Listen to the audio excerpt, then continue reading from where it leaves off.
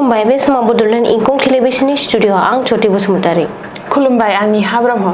दिनैनि गाहाय रादाबाव दं।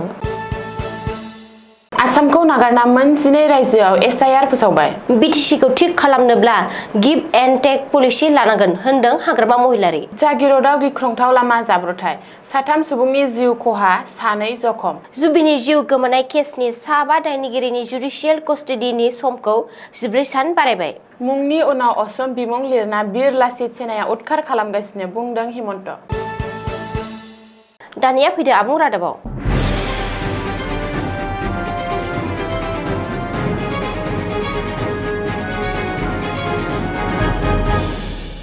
बे समाव आसामाव गोनांथि नङा भटार फारिलाइनि जर'खा सोदांनाय हाबाफारि, स्पेशियेल इनभेस्टिगेटिभ रिभिजन सुंद'यै एसआइआर। आसामनि थाखाय उनाव एसआइआरनि गोदान खालार फोसावगोन।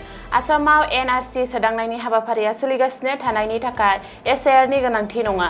हादरनि बिसायख'थि आय'गआ खौरांगिरि मेलनि गेजेरजों बेखौ रोखायै फोसावदों। मख'नो गोनांदि हादरनि गुबुन गुबुन मोन 12 रायजो एबा मिरुजों खुंजानाय रायजोफोराव जागोन एसआइआर सोदांनाय। नाथाय आसामाव जानाय नङा एसआइआर सोदांनाया।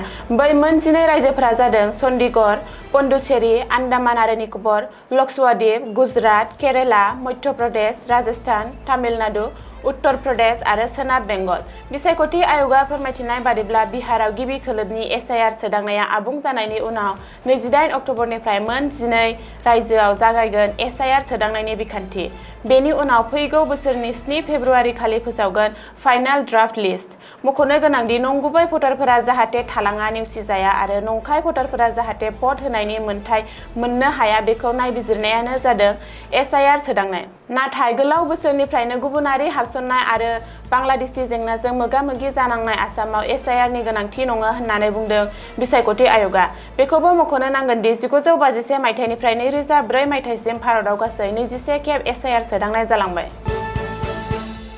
बिटिसिआव फिन सोरखार दानायनि उनाव हाग्रामा महिलारिनि गिभ एन्ड टेक पलिसिया जागायबाय।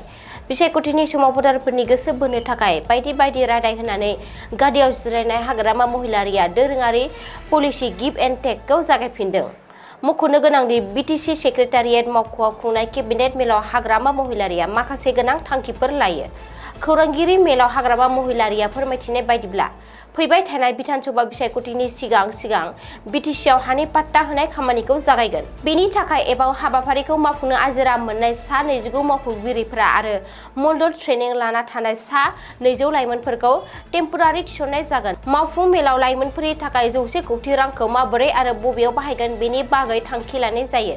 बबेखानि जुनार फिसिनाय, ना फिसिनाय, रेशन, आखाइनि दानाय लुनाय आरो सि-जोम दारिमिन सेक्टरफोरखौ गोनांथि होनाय जागोन आरो बबेयाव बांसिन मुलाम्फा जागोन बेखौ थि खालामनो थाखाय मोनसे हानजा दानाय जादों होननानै हाग्रामा महिलारिया बुङो। बेनि अनगायैबो मेलाव रांखान्थियारि बिबान, खामानि मावनो थाखाय थोजासे सुबुंनि गोहो गैयै आरो बिटिसिनि इन्टारिम बाजेटनि सोमोन्दै सावरायनाय जायो। फैगौ नबेम्बर दानाव जानो गोनां आसाम सोरखारनि गोजां बोथोरनि बाजेट जथुमाव बिटिसि बाजेटनिबो थांखि हरगोन होननानै हाग्रामा महिलारिया बुङो। मख'नो गोनांदि बिटिसि सोरखाराव बिजेपिनिफ्राय 2 मावफुं सोद्रोमा थागोन आरो बिटिसि एलए नि लेङाइ बुंथिगिरियाबो बिजेपिनिफ्राय जागोन। बिपिएफनिफ्राय सासे आसामनि मन्थ्रि मोनखाबाय। बिटिसिखौ मोजाङै सालायनो गोनां जायोब्ला गिभ एन्ड टेक पलिसियाव आजावनो नांगोन होननानैबो हाग्रामा महिलारिया बुङो।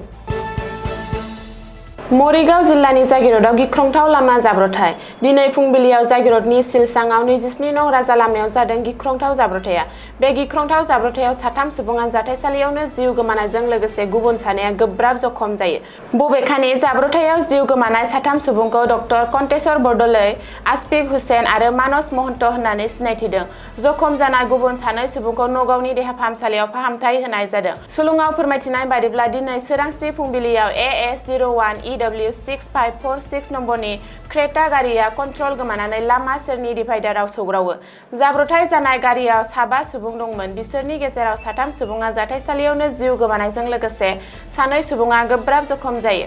जाब्रबथायाव जिउ गोमानाय डक्टर कन्टेश्वर बरदलैया मरिगाव सिभिल हस्पिटालनि सासे सार्जनमोन आरो बियो थांनाय 5 आरो 6 सेप्तेम्बर खालि 10 घन्टानि गेजेरावनो सिजारियान अपारेशननि जोहै 21 खुदियाफोरखौ जोनोम जाहोदोंमोन आरो रायजोनाङै सावरायजादोंमोन।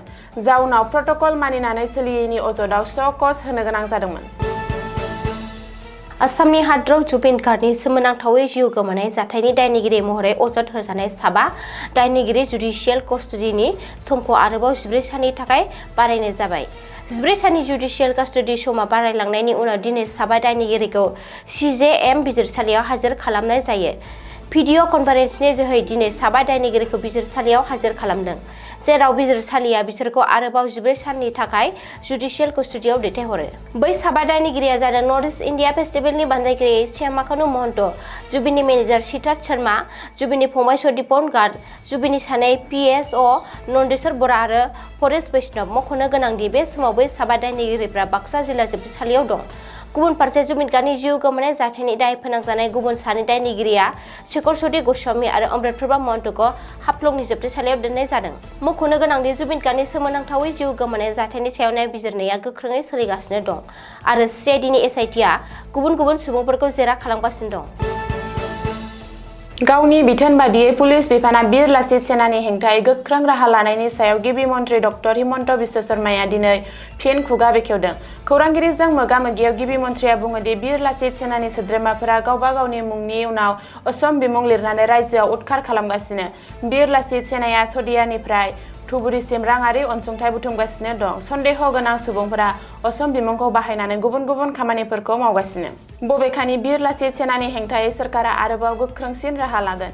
बीर लाचित सेनानि हेंथायै थिसनजानाय गासैबो FIR-फोरखौ सोरखारा नायबिजिरगोन। गासैबो जिल्लानि SPनो बेनि सायाव जर'खा बिथोन फोसावनाय जागोन होन्नानैबो गिबि मन्थ्रि डक्टर हिमन्त बिश्व शर्माया बुंदों। मख'नो गोनांदि मंगलबारखालि सासे फालांगिरिखौ किडनेप खालामनानै रां दाबिनायनि दायाव बीर लाचित सेनानि सा 8 सोद्रोमाफोरा हमजादोंमोन। बेनि उनाव बीर लाचित सेनानि दैदेनगिरि रन्टु पानिपुकनआ गुवाहाटीनि गंसे हटेलाव खौरांगिरि मेल खुंदोंमोन। नाथाय खौरांगिरि मेलनि गेजेरावनो पुलिसआ रन्टु पानिपुकनखौ खायो। रिपर्ट बादिब्ला किडनेप खालामनाय जाथायजों लोब्बा लाना बीर लाचित सेनानि गाहाय नेहाथारि रन्टु पानिपुकनखौ हमनाय जादों। ओरैहाय आफादनि गाहाय नेहाथारिखौ पुलिसआ हमनायनि उनाव आफादारि गाहाय नेहाथारि श्रृंखल सलिहाया सोरखारखौ गोख्रों हुमखि होयो। बीर लाचित सेनानि दैदेनगिरिफोरखौ हमनायखौ जायखिजाया जाहोनाव गनायनानै लाया। बेनि हेंथायै राजा लामायाव ओंखारगोन। आसाम नाङै सोरखारनि हेंथायै बीर लाचित सेनाया सोमावसारगोन होननानै श्रृंखल सलिहाया हुमखि होदों। दिनैनि रादाबा एसेनोसै। गोजोन्थों। गोजोन्थों।